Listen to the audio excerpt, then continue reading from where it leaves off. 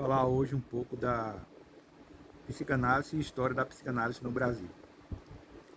Neste artigo, queremos trazer a você a cronologia da psicanálise no Brasil.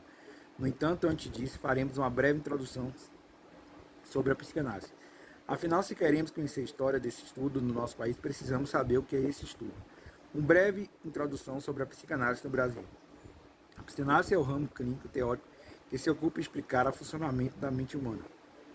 Assim, ele busca ajudar no tratamento de distúrbios mentais e neuroses. O objetivo do estudo da psicanálise concentra na relação entre os desejos inconscientes e os comportamentos.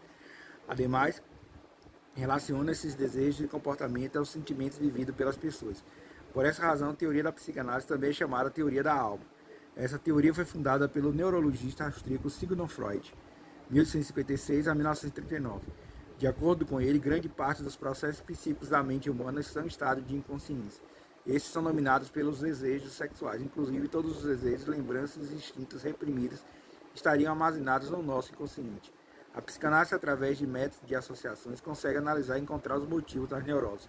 Isso, além de explicar certos comportamentos peculiares dos pacientes e trabalhados. A psicanálise no Brasil. Agora vamos falar sobre a psicanálise no Brasil de forma cronológica desse tópico.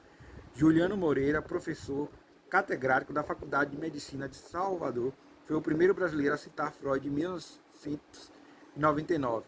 Essa citação foi feita tanto em conferência quanto em artigo científico. Contudo, nessa época, a psicanálise ainda não havia sido bem estabelecida em Viena. Era chamado período de isolamento esplêndido de Freud de 1898 a 1902. Já entre 1900 e 1902, Moreira morou na Europa para tratar de uma tuberculose. Durante essa época, ele viajou por vários países com o objetivo de conhecer os tratamentos e instituições psiquiátricas. Em 1903, ele retorna ao Brasil e instala-se no Rio de Janeiro. Ali ele se torna o diretor do Hospital Nacional dos Alienados. Nessa instituição, as obras de Freud foram transformadas em teorias de interesse acadêmico. A partir disso, essas teorias se tornaram objeto de tese de doutorado nas faculdades de medicina. A primeira tese sobre a sua inspiração foi a de Genérico de Souza Pinto.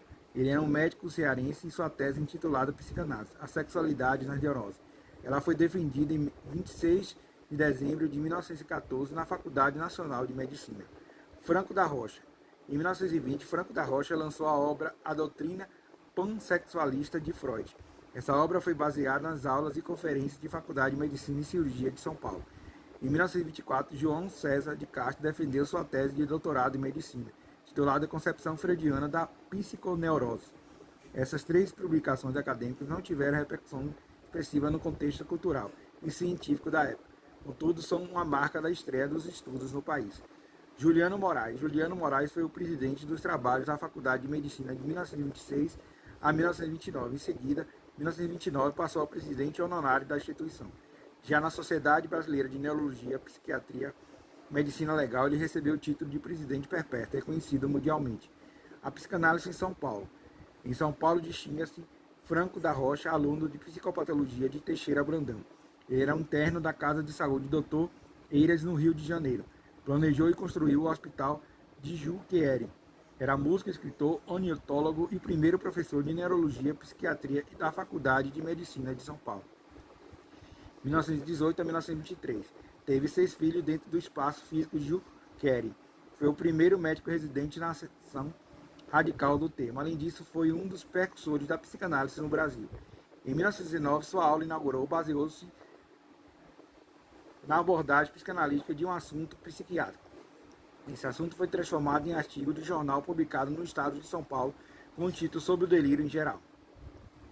Em 1920, ele escreveu o livro A Doutrina Pansexualista de Freud. Ali abordou o instinto sexual na obra freudiana. Contudo, ele dá um destaque muito diferente à sexualidade. No entanto, em 1930, o título foi corrigido por influência de Duval Marconi, durante o lançamento de sua segunda edição. Assim como Franco da Rocha, a maioria dos médicos interessados em psicanálise naquela época ficaram apenas no plano teórico e especulativo. Poucos se dedicaram à prática clínica psicanalítica. Contudo, mesmo assim, eles devem ser considerados os precursores da obra de Freud no Brasil.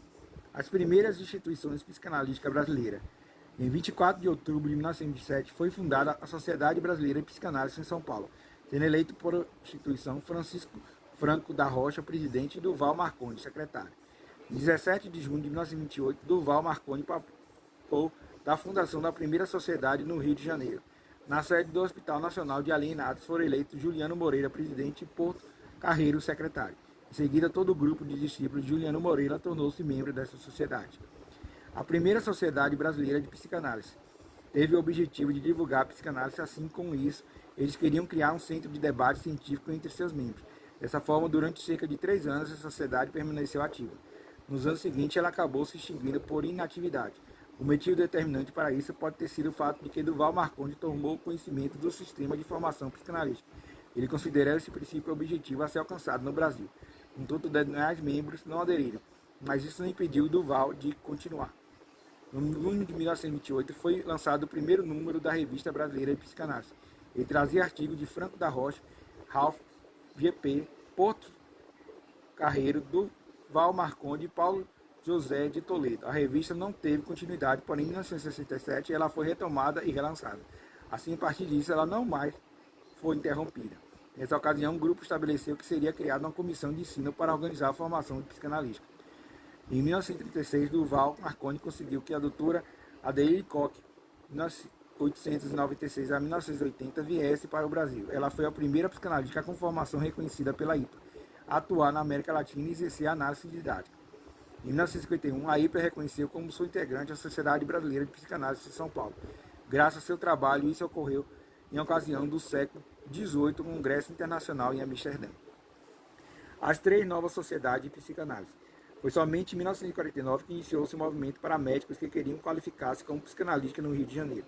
Eles eram liderados por Danilo Pastorello. Foram esses médicos que começaram o movimento para trazer um analista de data da Europa para morar no Rio de Janeiro. Eles fizeram com exemplo do que tinha ocorrido em São Paulo com Adelaide Koch. No entanto, depois de várias tentativas frustradas, Danilo Pastorello, Alcione Bahia e Mauriesia Pastorello foram para Buenos Aires. Eles iniciaram sua formação lá, pois naquela época era o maior centro formador de psicanalista da América Latina.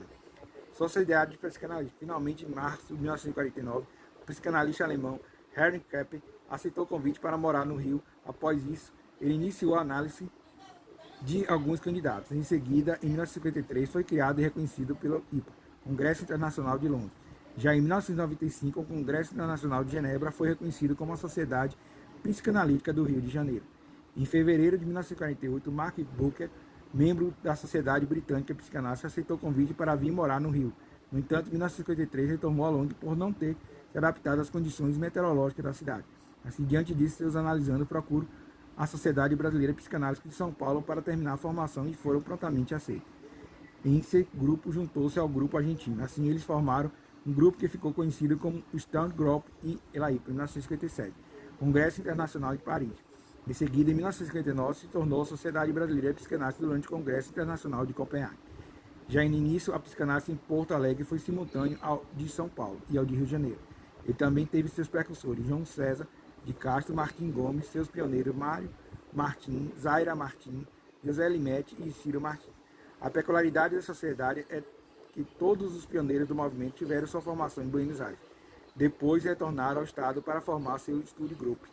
Ele foi reconhecido como tal pela IPA. Em 1961, Congresso Internacional de Edimburgo.